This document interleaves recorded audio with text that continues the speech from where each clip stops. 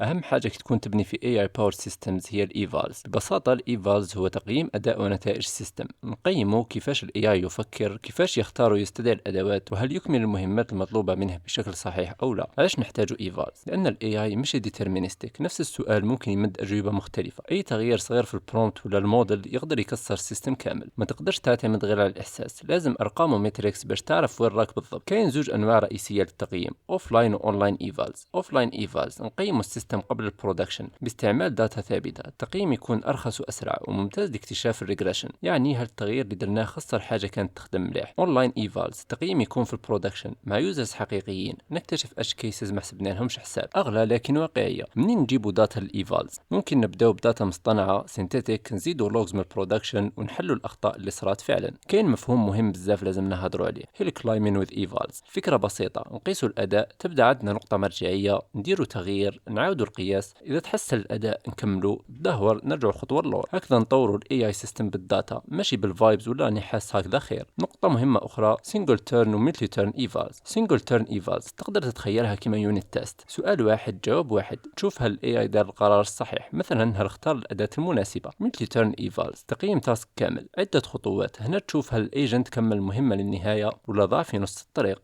نقطة يلق نذكروها قبل ما نكملوا، ألالام از جادج، نستعمل AI آخر باش يقيم النتائج، هل منطقية وهل المهمة كملت بنجاح، لكن لازم معايير واضحة وإلا الحكم يكون منحاز. موضوع الإيفالز طويل ومعقد ومازال يتطور، ممكن نزيد ونتحدثوا عليه أكثر مستقبلا.